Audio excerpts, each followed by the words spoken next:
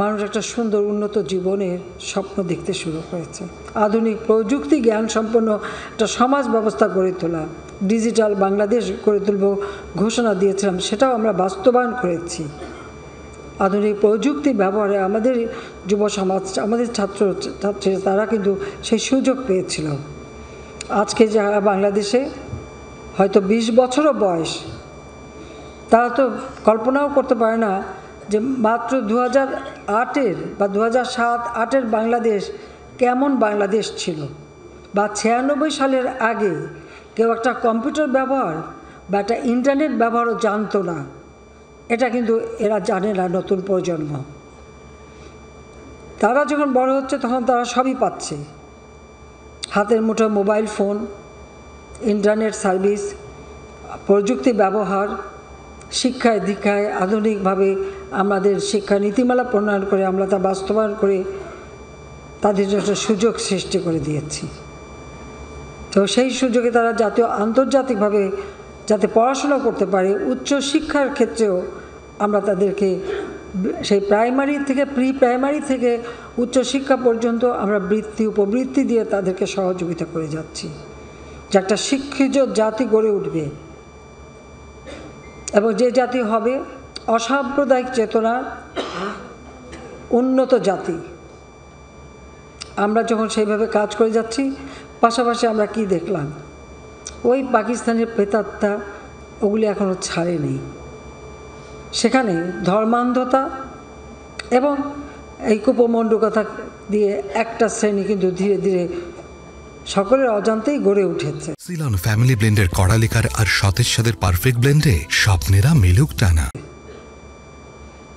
যারা ওই যুদ্ধ অপরাধীদের দোষর ছিল, এদেশে গণহত্যা, লুটপাট, নারী ধর্ষণ, অগ্নিসংযোগ, এই সমস্ত কাজের সঙ্গে যারা জড়িত তাদেরই দোষর হিসেবে নিজেদেরকে গড়ে তুলেছে।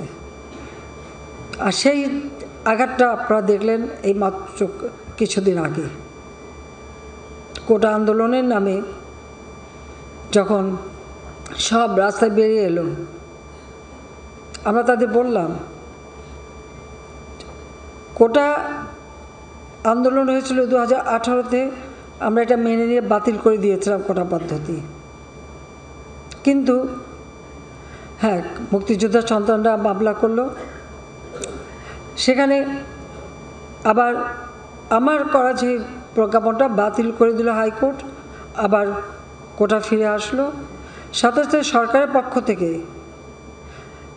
অ্যাপিলেট ডিভিশনে আপিল করা হলো। আপিল করা হলে পরে হাইকোর্টের রায়টাকে সাসপেন্ড করে দেওয়া হলো, কাজে আবার সেখানে কোটা পদ্ধতি বাতিল হয়ে গেল এবং পূর্ণাঙ্গ শুনানির তারিখও দেওয়া হলো। 5 জুন এই রায় হয়েছিল, পুরো জুন মাস চলে গেল।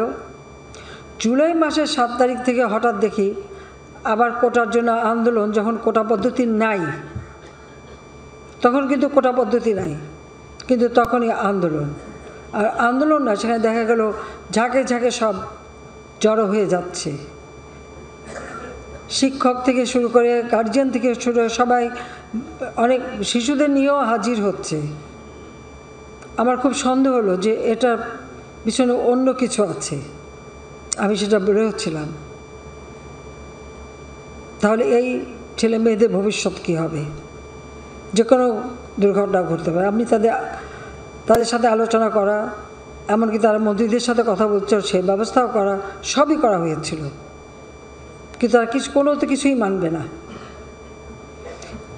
হাইকোর্টের যে তারিখ, সে তারিখটা এগিয়ে নিয়ে আসা হলো।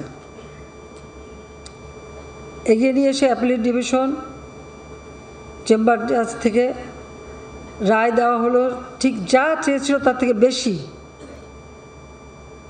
বেশি দেওয়া হলো। তাদের এক দফা দাবি ছিল কোটা সংস্কার, সেই যে দাবি করেছে সেই দাবি সংস্কার করে দেওয়া হলো, কিন্তু সেই সংস্কার করে দেওয়ার পরেও তাদের আন্দোলন থামে না, দাবি থামে না। ঠিক এর পিছনে কি ছিল সেটা আমরা দেখলাম, যে ঠিক একে একে যেগুলি মানুষের জীবন নেওয়া এবং কোটা আন্দোলন করছে এক জায়গায়, কিন্তু চারিদিক থেকে ঢাকার সেখানে সেই জঙ্গি ঝুঁকে একদিকে হত্যাকাণ্ড চালানো, অপরদিকে যে সমস্ত প্রতিষ্ঠানগুলি মানুষের সেবা দেয়, যেমন দুর্যোগ মোকাবেলায় বিশ্বে আমরা সব থেকে অগ্রগামী ছিলাম। আমাদের সামনে ঘূর্ণিঝড়, জলোচ্ছ্বাস যে কোনো সময় আসতে পারে, কিন্তু আমাদের ডিজিটাল পদ্ধতিতে এত চমৎকার সিস্টেম আমরা তৈরি করেছিলাম যে কোনো মুহূর্তে বাংলাদেশের যে কোনো জায়গার এই ঝড়, জলোচ্ছ্বাস, বন্যা সমস্ত খবর আমরা পেতে পারবো, তাৎক্ষণিকভাবে তাদের সহযোগিতা করতে পারবো।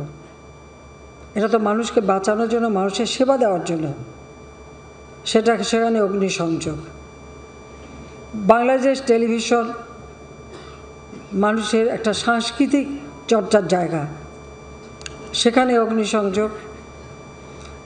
আমাদের সেতু সারা বাংলাদেশটাকে আমরা একটা নেটওয়ার্কে তৈরি করে দিয়েছি, এবং পদ্মা সেতু আমরা নিজস্ব অর্থায়নে করেছি। সেই সেতু ভবনে অগ্নিসংযোগ,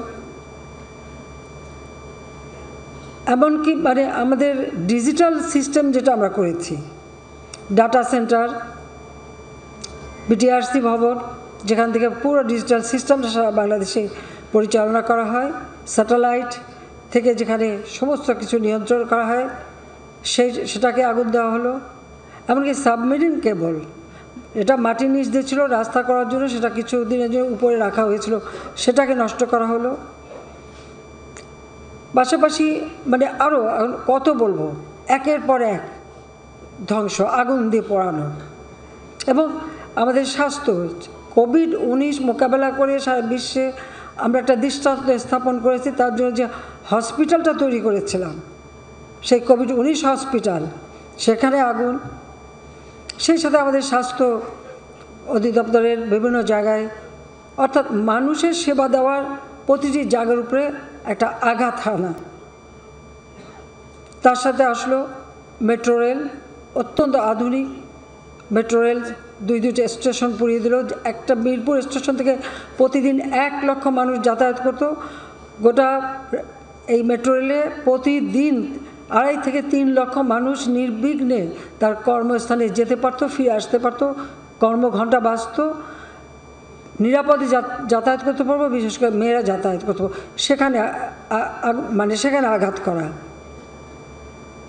এক্সপ্রেসওয়ে 2010 থেকে প্ল্যান করে সেটা কেবল তৈরি করা শুরু করেছি, শেষ করেছি। মানুষ খুব অল্প সময়ের মধ্যে তা যাতায়াত করতে পারে। প্রবাসী যারা আসতো বা আমাদের কর্মজীবী, তারা অতি অল্প সময়ের মধ্যে এয়ারপোর্টে চলে যেতে পারতো, আবার ফিরে আসতে পারতো।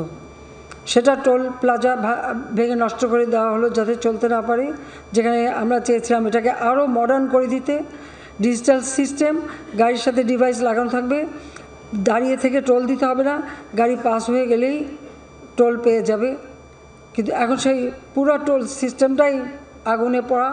হানি ফ্লাইওভার, যেখানে নারায়ণগঞ্জ বা কুমিল্লা বা ওই অঞ্চলে যেতে গেলে ঘন্টার পর ঘন্টা ট্রাফিক জ্যামে আটকা থাকতে হতো, সেটারও টোল প্লাজা পোড়ানো, সেটারও ধ্বংস।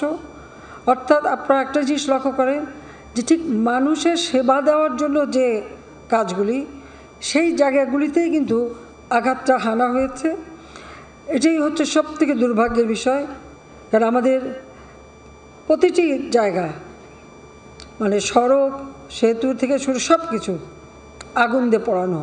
এবং এই আগুন দিয়ে যে পোড়ানো সমস্ত গাড়ি, সিটি কর্পোরেশনের ময়লা ফেলার যে গাড়িগুলি, অত্যন্ত আধুনিক গাড়ি, যেখানে কয়েক টন ময়লা একসাথে এটাকে একেবারে কম্পোজ করে, পুরা কম্প্রেসারের মাধ্যমে আমরা চেপে অল্প করে সেগুলি বর্জ্য ব্যবস্থাপনা ওই গাড়ির ভিতরে সেটা করে ফেলা যেত, সেগুলি পুড়িয়ে দেওয়া হলো।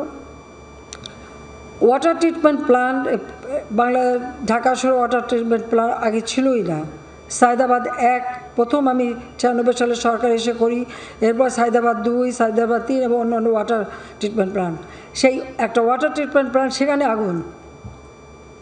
সোয়ারিজ সিস্টেম, বর্জ্য ব্যবস্থাপনা, পয়ঃপ্রণালী সে ওয়াটার ট্রিটমেন্ট প্ল্যান্ট, সেখানে যেও আগুন।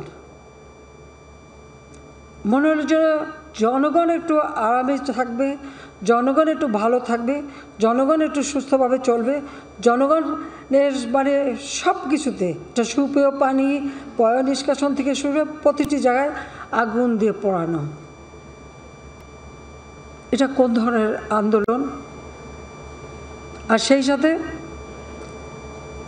আজকে কত মানুষের জীবন গেছে, চারিদিক থেকে অস্ত্রধারী, কোথাও এমন ঢাকা বিশ্ববিদ্যালয়ের 300 কামরা, সেখানে এখন ভিডিও ফুটেজও পাওয়া গেছে, সেই হাতে অস্ত্রসহ, কারো হাতে তরবারি, কারো হাতে লাঠি, কারো হাতে শাবল নিয়ে সমস্ত পুরো তছনছ করে দেওয়া হয়েছে এবং সমস্ত ছেলেদের সব জিনিসগুলি পুড়িয়ে দেওয়া। মেয়েদের হোস্টেল, সে রোকেয়া হল, শামসুন্নাহার হল, ইডেন কলেজ, বদরুন্নেসা কলেজ, মেয়ে হয়ে মেয়েদের উপর যে টর্চার, ঠিক পাকিস্তানি আমলে পাকিস্তানি হানাদার বাহিনী যেরকম টর্চার করছে, ঠিক সেই ধরনের টর্চার করলো মেয়েদের উপর। মুক্তিযোদ্ধা সন্তান বা ছাত্রলীগ করে, ছাত্রলীগ করতে পারবে না, তাদের উপরে জুলুম অত্যাচার। এক মেয়েকে 100 বার উঠবস করালো। আর তারপরে যে সমস্ত ঘটনা ঘটিয়েছে, একজন মহিলা সাংবাদিক প্রকাশ্য রাস্তায় ফেলে তাকে উলঙ্গ করে তার উপরে পাশবিক অত্যাচার থেকে শুরু করতে, এমন কিছু নেই 3 জন সাংবাদিকের উপরে এই অত্যাচার না করেছে। এবং এদের হাত থেকে সাংবাদিক রেহাই পায়নি, সাংবাদিক হত্যা করেছে, সাংবাদিককে মারধর করেছে, আর সাধারণ মানুষ, ছাত্র, যুব, আওয়ামী লীগের নেতাকর্মী থেকে শুরু করে কেউই তো রেহাই পায়নি। আজকে যে প্রাণহানিগুলি ঘটল, যেখানে দাবি শতভাগ মেনে নেওয়া হয়ে গেছে, সেখানে এই আন্দোলন চালিয়ে যাওয়ার কি যৌক্তিকতা আছে? কার স্বার্থে? কেন? আর সেই সাথে সাথে পুলিশ হত্যা করে, শুধু হত্যা না, কীরকম বিভৎস দৃশ্য আপনারা দেখেন, যে হত্যা করে তাকে ঝুলিয়ে রাখা হলো, পা বেঁধে উপর দিকে মাথা নিচু করে।